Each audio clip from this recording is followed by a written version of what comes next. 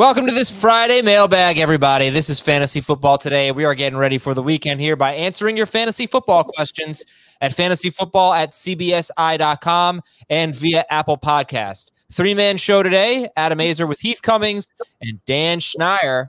All right, who's got fun weekend plans? Anybody want to share? Anything fun? Well, for me at least, this weekend's going to be real slow because last weekend I went up to visit my buddy and his girlfriend in New Hampshire, and we went camping. And let me just tell you, I think it might have went 30 minutes without raining. So in the middle of the night on the second night of camping, we had already abandoned the first day completely. We wake up in the middle of the night, 1:45 a.m., and my friend's girlfriend says, "Oh my God, the tent collapsed." And you see the tent on her face. We had to evacuate camp. 2 poles snapped in the tent. We're in the pouring rain, packing everything up into the car. It takes us about an hour. We're soaked. We have an hour and a half drive back to my buddy's apartment. It was quite a disaster, so I'm happy to just chill this weekend. Inside with a roof. Yeah, I never have been camping, and now I don't want to go. It was my first time ever, and they're like, now it's scarred. You'll never want to go again. Yeah, I agree. They've scarred me. Heath, how about you? Doing fun stuff? I go camping about 3 to 5 times a year, and there's been a couple of times it's rained, but I've never had my tent collapse on me. There was one time where I didn't actually get the tent set up, and I slept on top of it, but that wasn't actually a camping trip. I was younger, and some things got in my way. Right. No, I don't think I have anything fun planned at all this weekend. Sorry. Okay. Great. And neither do I.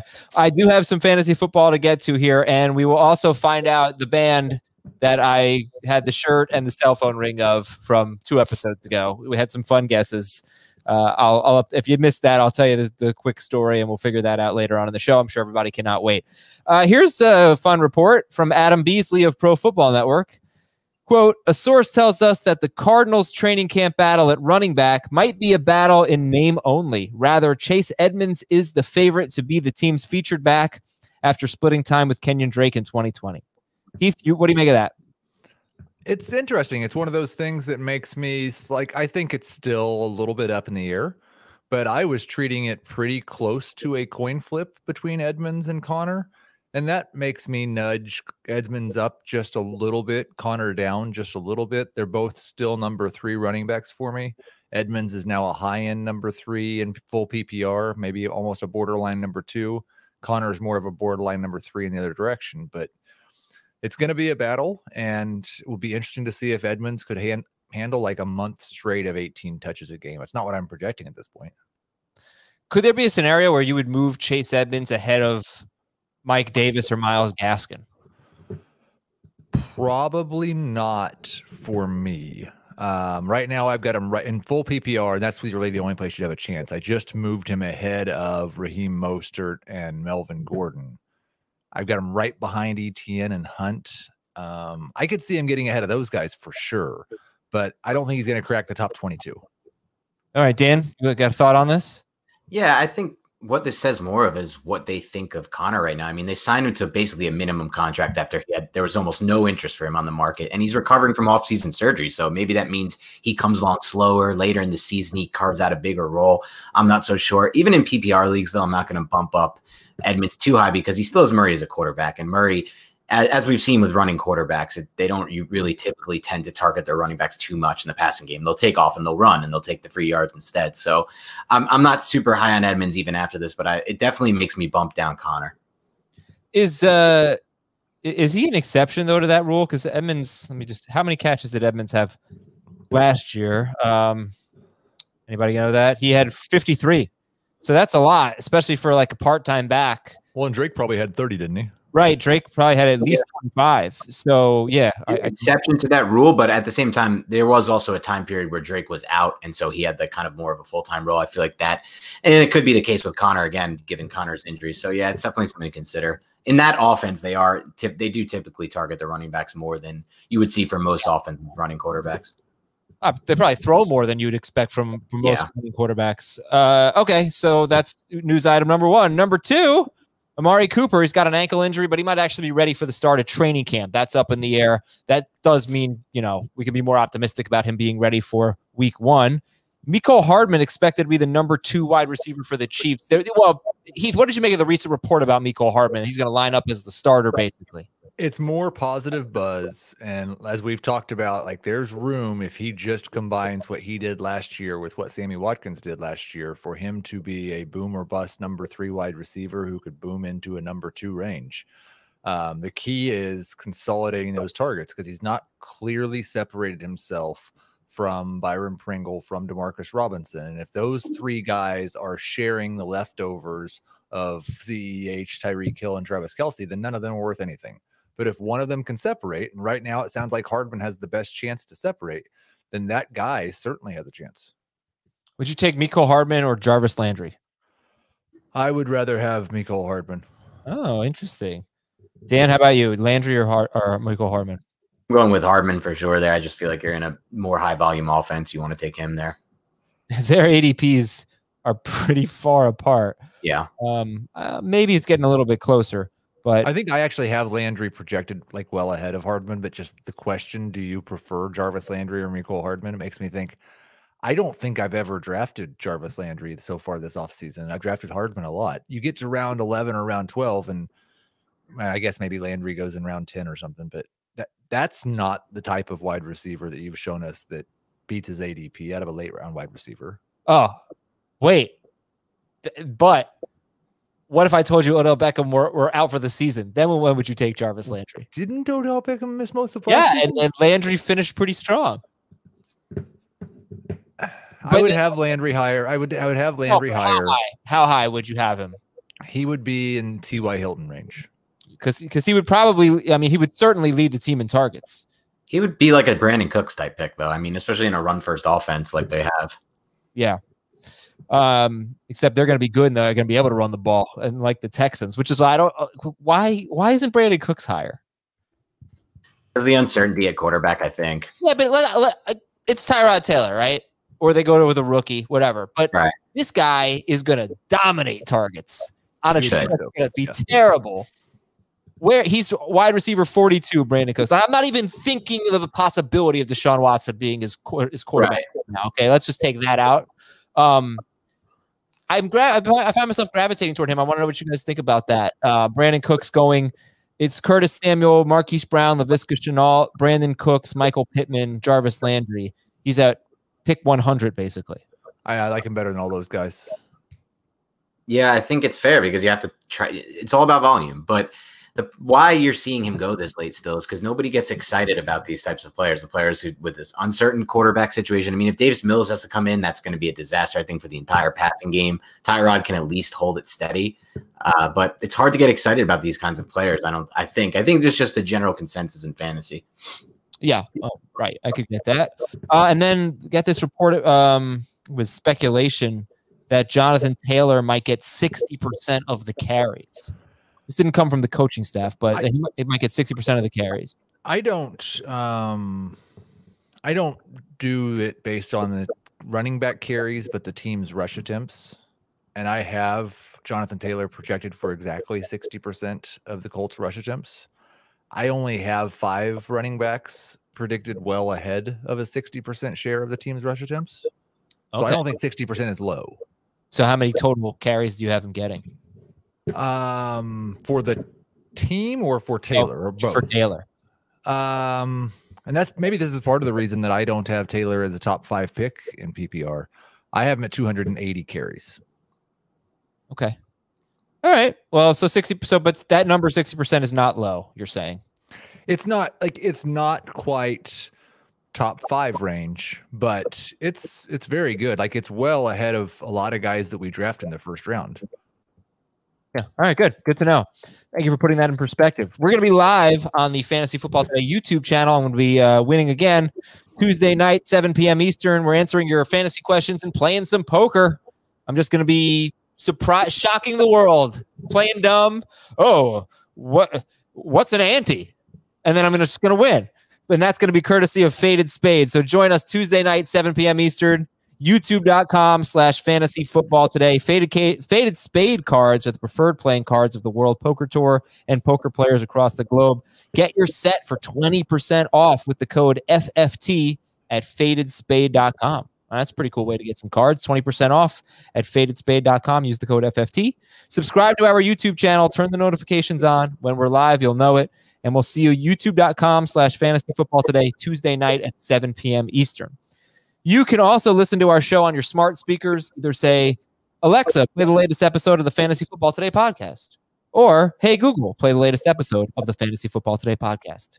Very easy stuff. Apple Podcast questions. Here we go. From Yokosuka Naval Base in Japan. Cool. Hey, Manny, Mo, and Jack. Those are the Pep Boys, right? Are they the Pep Boys? I think they are. That's lost on me. Yeah, it's the car thing. I'll double check. 10-team league, PPR, 3 wide receivers. It's a keeper league. I have Mahomes, Akers, Kamara, AJ Brown, and Devontae Adams. I need to drop one, and it won't be Mahomes. Should it, though? I've had him since his second year. I love him like my 4th child. I'm leaning Adams if Rodgers walks. So he's not going to drop Mahomes. He has to drop Akers, Kamara, AJ Brown, or Devontae Adams. Yikes. I mean, it's an incredible problem to have. Yeah. I'm probably dropping Akers. Like, I would drop Mahomes, but I also understand. I've got Mahomes on, I think, like 70% of my dynasty leagues, and I'm not ever entertaining any trades for him. So I get it, but I would drop Mahomes. If you're not going to do that, I would drop Akers. Yeah, for me, it's between Akers and Brown. Obviously, if you're not considering Mahomes because you don't want to get a call from Dyfus. He's your 4th child. I get it. But other than that, you go for either Akers. I think for me, I would actually cut Akers. I'm with Heath on this one. I just value receiver over running back in Dynasty to the extent where that would be the call for me. But it's a tough call. I mean, this is an incredible team. I don't know if it's a Dynasty, though. Oh, just keeper league, correct? Yeah, okay. Keeper, but there's a decent amount. It's like kind of a quasi. Right. It's a big keeper league.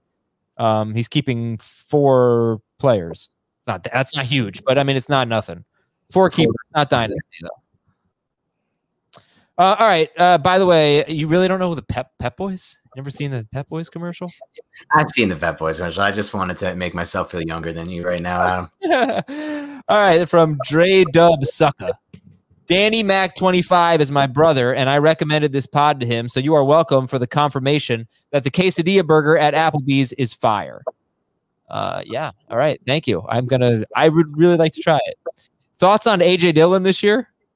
That's the question. But what are your thoughts on AJ Dillon this year, guys?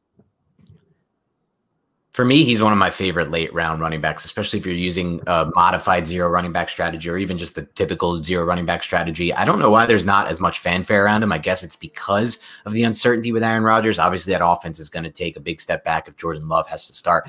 But I don't really think Rodgers has all that much leverage here, and I think he will be starting week 1 for the Packers. So in that case, I mean, you lose Jamal Williams from the mix. A.J. Dillon was obviously a very talented player, somebody who people believe can potentially break out this year, and he's going to potentially have like 40% of those carries. We know that offense doesn't typically lean on one back.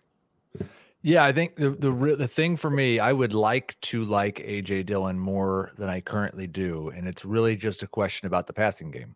Because if he gets Jamal Williams' role or even 10% more than Jamal Williams' role in the running game, but doesn't get that work in the passing game, then he's not particularly useful without an Aaron Jones injury. I don't have great faith in Dillon as a pass catcher. They're talking about throwing it to him more. They're saying that he can do it. We've just never seen it. He didn't hit like 13 catches in college. So that's my reservation, at least in full PPR. But I do agree. Like, the question is he in the Tony Pollard, Alexander Madison group of needs an injury, but if there's an injury, he's a top 5 running back? Or could he somehow work his way into that Kareem Hunt type group where he's a flex with Jones and a league winner if Jones goes down? Right now, I've got him ahead of Madison and Pollard, but more in that range than in the guys that can help you without an injury. And that's fair. Oh, yeah. I was just going to say that's fair because he would need either one of the money touches, either the bigger role in the passing game, like you said, or a red zone role. But Aaron Jones has been so effective in the red zone, it's tough to see him carving out that role either. From T. Mike Mack, my 12-team league has always had a 3-week playoff that ends in week 16, like most leagues. This year, that would mean the playoffs are weeks 14 through 16. With 4 teams on a bye in week 14, what should we do? Well, you see, we've added an extra week. So you can just play your championship in week 17 and not worry about everybody resting their starters, because they're going to do that in week 18. So just have your playoffs run 15, 16, 17. 14 will be a normal regular season week with a team on bye. There you go. Yeah, that's it. From Tom in Long Island. 10-team, 2-quarterback league, 6 point per passing touchdown. Who should I keep? Lamar Jackson in the 5th round or Ryan Tannehill in the 11th? Tannehill, right? I'm on Tannehill here for sure in the 11th round. In the 6 point passing league, no Heath. But it's a That's 2 a QB league. 2 QB. Yeah, like Lamar should be a 1st-round pick. In that style, yeah. And Tannehill should probably be a 3rd. I would say late 2nd, maybe mid. I mean, in the QB league we did a couple weeks ago, the draft we did with some industry guys, didn't Tannehill go like mid 2nd ahead of? He did. He did in one of them, yeah. So yeah, it's probably Tannehill, but I love both values. I'm pretty sure in my Scott Fishbowl league, which is super flex, right, Tannehill went 1 pick ahead of when I took Tom Brady, so that would have been mid round 2. I took Brady. Yeah, he went in the 3rd in mine. Okay. All right, so I'm saying Tannehill. Schneier's saying Tannehill. Heath, Tannehill? Yep, Tannehill. Right. From Sandy, 10-team PPR snake draft, 3 running backs, 3 wide receivers, and a flex. How early would you guys get your 1st and 2nd quarterback with this type of? Oh, it's 2 quarterbacks. All right, a lot of players starting here. I like this. I'll start over. It's 10 teams. It's PPR. It's 2 QBs, 3 running backs, 3 wide receivers, and a flex. So basically, when would you get your 1st and 2nd quarterback with this type of roster where you have to start 2 quarterbacks, 3 running backs, and 3 wide receivers? I mean, the 3 running back wrinkle adds something because it makes you're going to have so many teams that you get through the year, and there's going to be guys that can't really field any running backs that score more than 5 to 6 points in a week, don't get touches. So I think you got to put a little more presence on getting running backs early, but it all depends on your league. There's been some super flex leagues I'm in where it just goes quarterback runs in the first 2-3 rounds, and there's others that people wait on them. Typically for me, I like to get one of the elite guys and then wait to get 2 of the guys in that 15 to 18 range, guys with rushing upside at the end. Cam Newton, Daniel Jones, some players like that. Even the rookie quarterbacks I think have value as well. Taysom Hill, but it depends on your league. If there's a huge run of quarterbacks going, you can't really wait too long.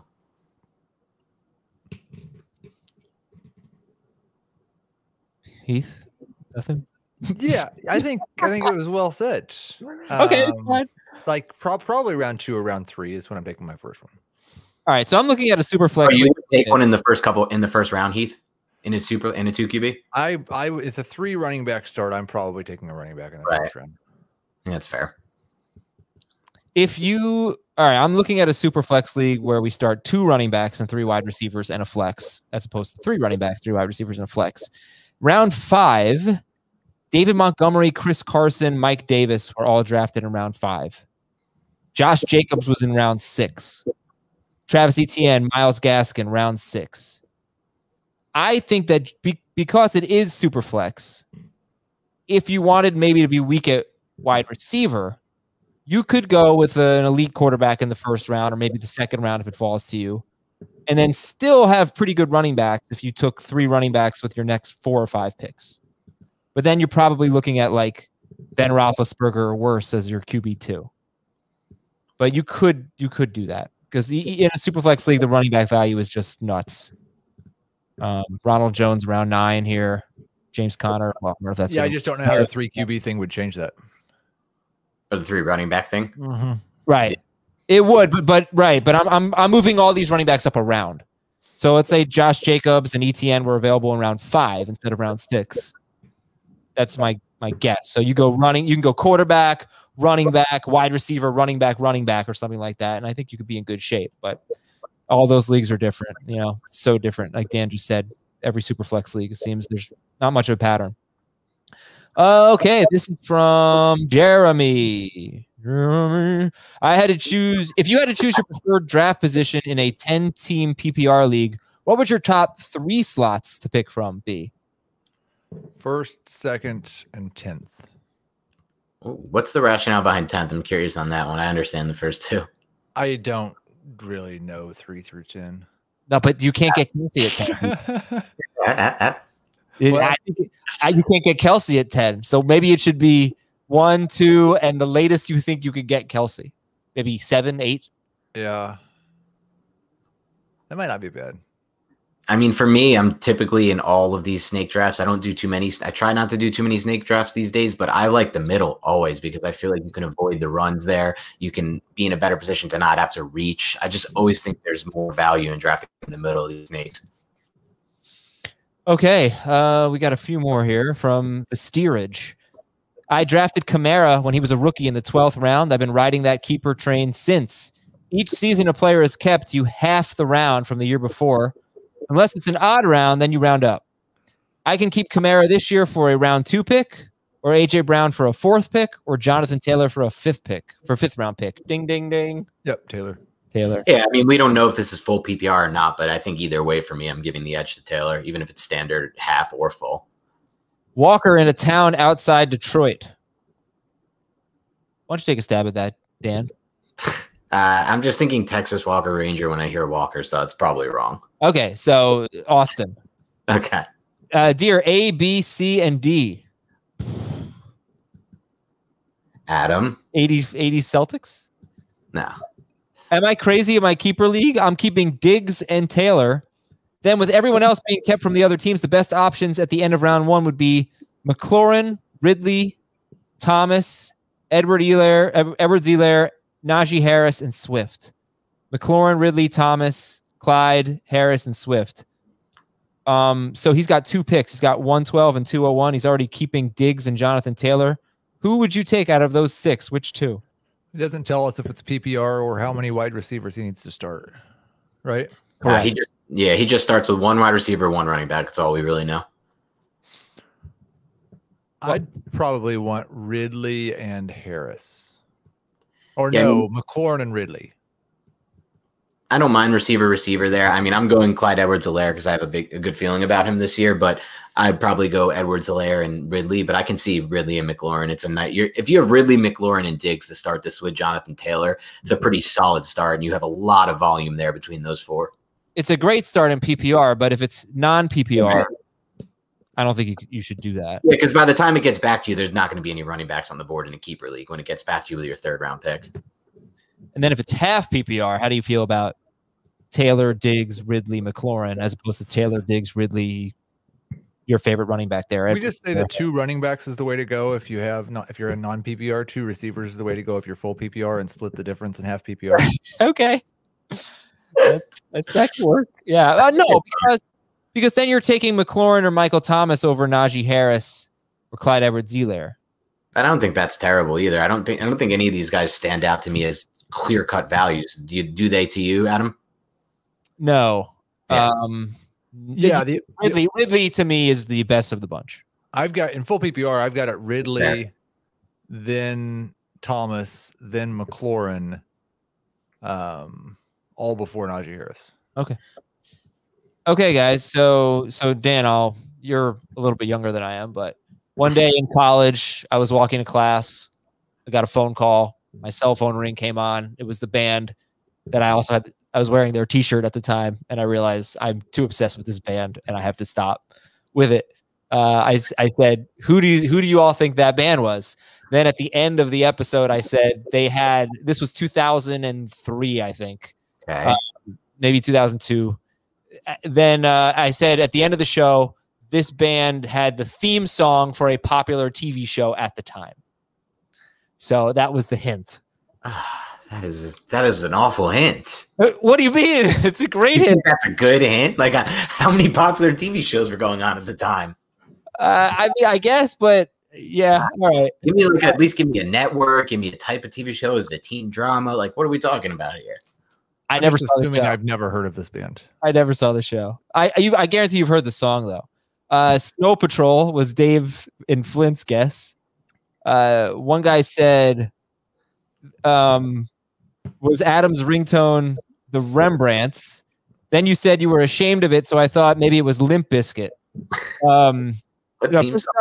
First he thought it was Korn, then 311, then he thought Limp Bizkit, but he's going with the Rembrandts, who sang the Friends theme song. It was not that. John Box thought it was the Killers. Trevor Bassett said it was the Fray, wasn't it? That would be embarrassing. No, that's too. Yeah, the years are wrong for the Fray. Grant said, was it Primus? Coach Papo thought it was Hanson. Counting Crows? No. And then Luther got it right. He guessed it was Phantom Planet, and that is the band I was obsessed with as a senior in high school. Phantom Planet. They sang a song, California, which was the OC. Oh, the OC theme song. Yeah, man. Yeah, you know, it was a great song. I thought that was their only song. You're obsessed with the. What else did they do? I swear, their whole album. The album is called The Guest. Good album. Great album. If you like the song California, you will love. I do like California. I do. Start to finish, just bangers. Okay. Terrific pop rock. I never heard of this band, and I never watched the OC, and I don't know what song you're talking about. California, here we come. You know, great song, great show. Actually, if we're gonna be honest, was it? I never saw an episode. Oh yeah, as an angsty teen, great show.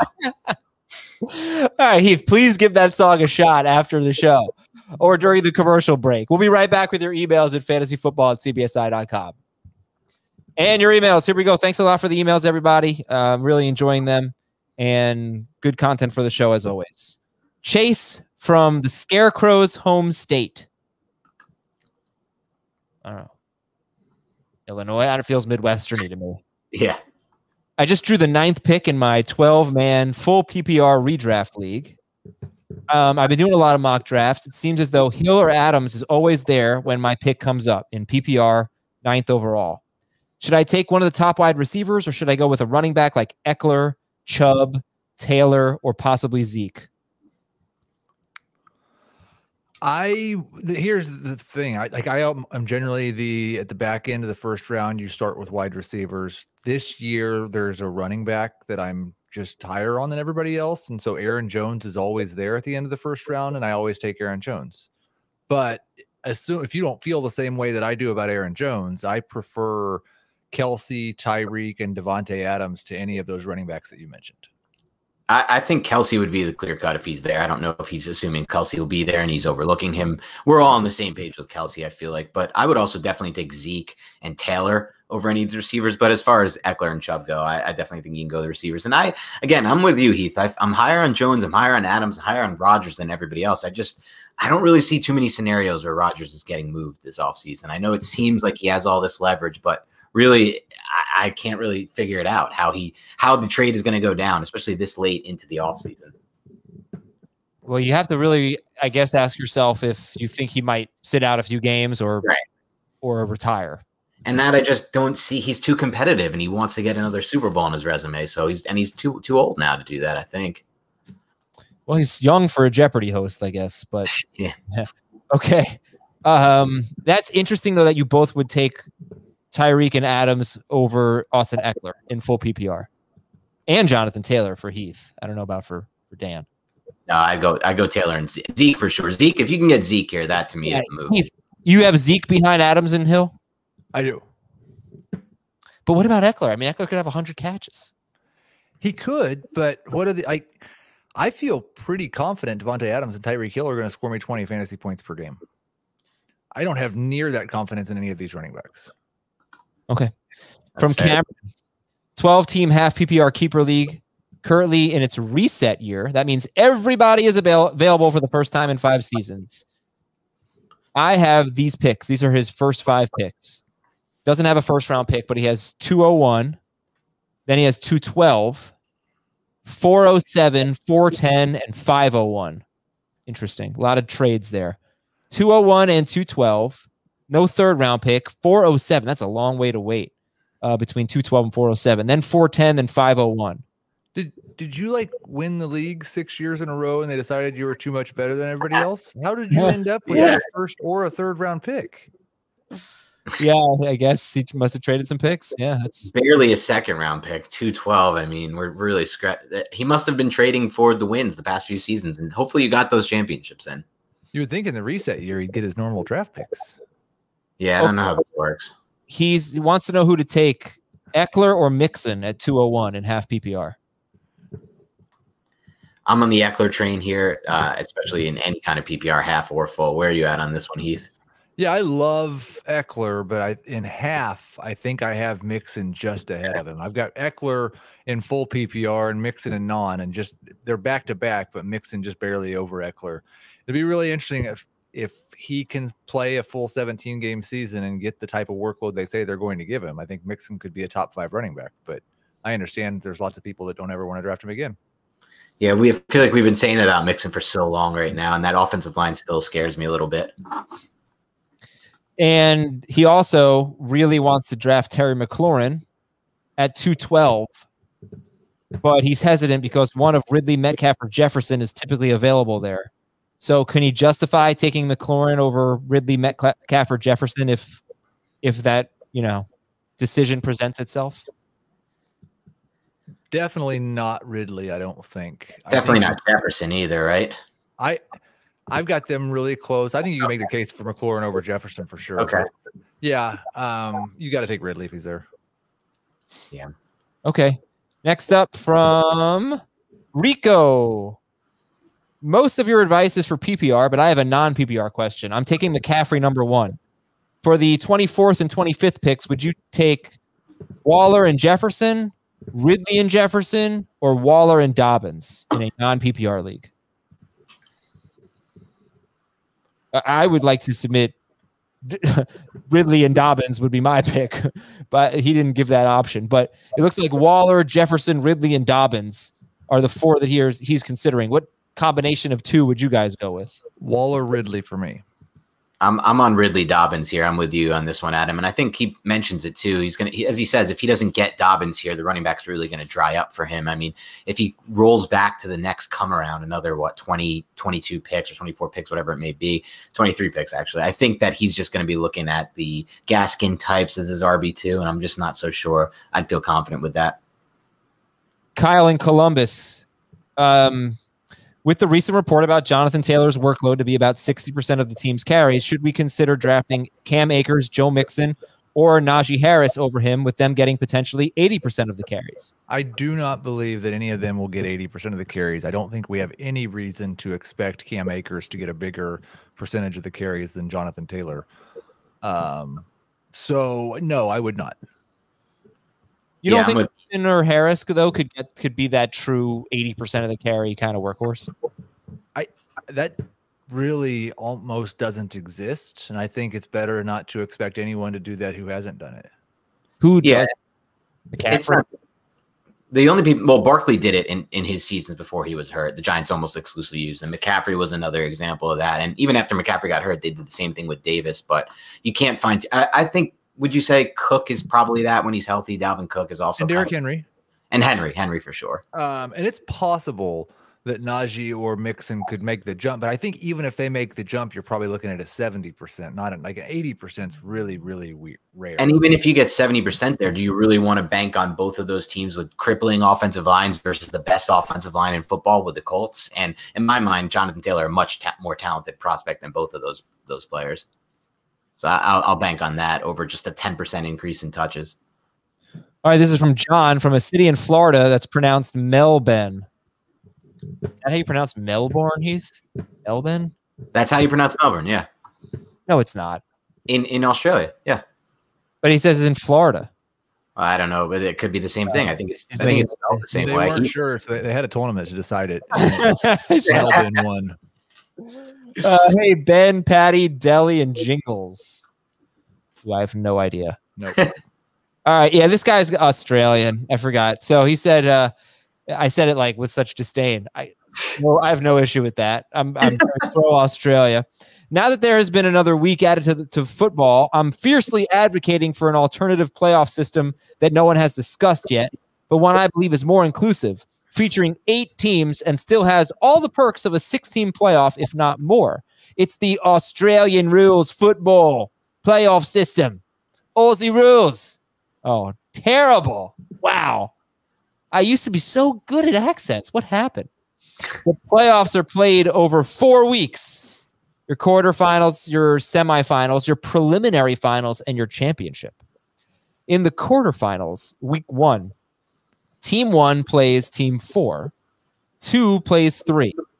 5 plays 8, and 6 plays 7. The loser of 5 versus 8 and 6 versus 7, they're out. The winner of 1 versus 4 and 2 versus 3 gets a bye week, and the loser gets another chance by playing the winners of the 5, 6, 7, 8 matchups. That happens in the semifinals. The winner of those games plays the 2 teams that were on the bye, and then the championship is played in week 17. This is somewhat similar to what the NBA did this year. Yes, I was going to say it's similar to what LeBron James was crying about earlier this year, but I do think that, I got to be honest, I read this earlier. I kind of love it. I kind of love this idea. I love any of these playoff formats, like the 2-week championship, anything that gets rid of a little bit of the variance of the playoffs, and this seems to try to accomplish that.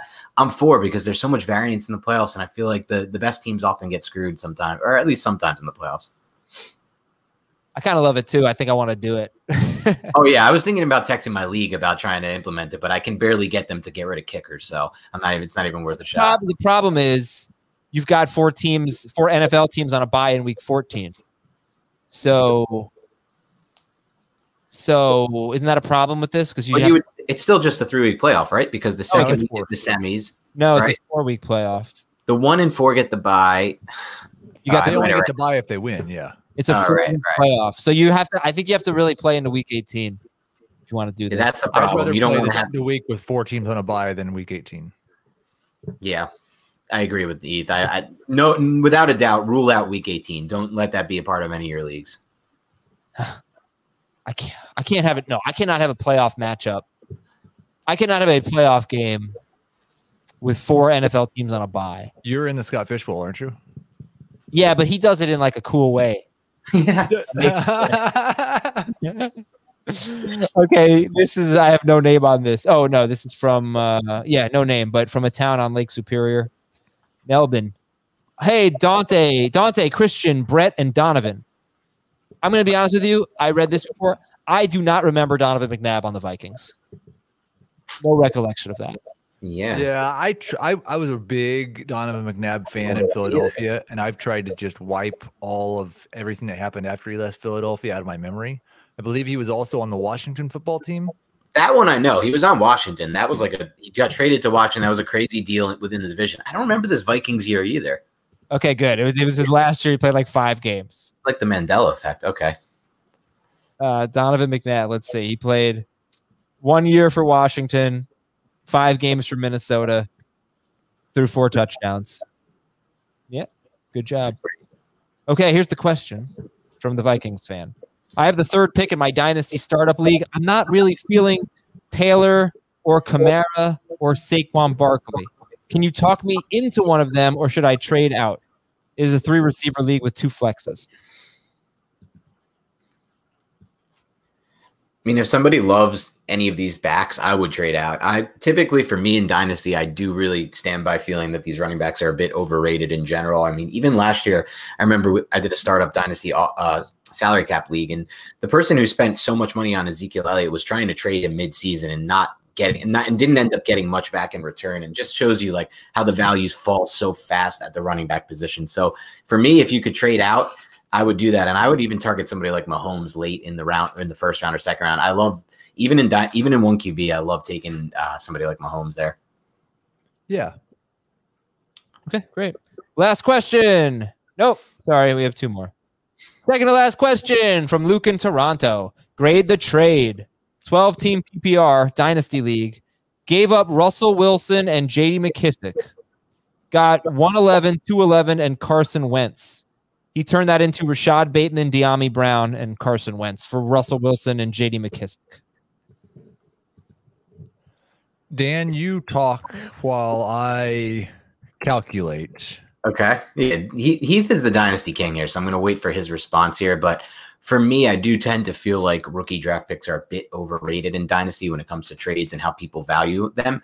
For me, this trade's not too far of a fall off, because I do have some hope with Carson Wentz that he'll be able to revive his career a bit with Frank Reich over there and an amazing offensive line. So I like that you got him back in return, and I don't think he's just a throw-in. He kind of saves the trade for me, because just a 111 and 211 for Russell to me is not a great deal.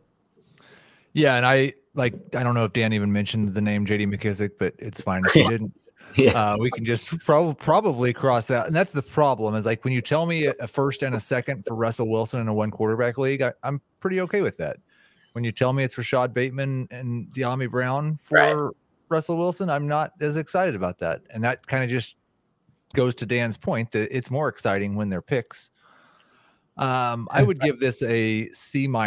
You did give up the best player in the deal, and it's hard to win when that happens. Okay.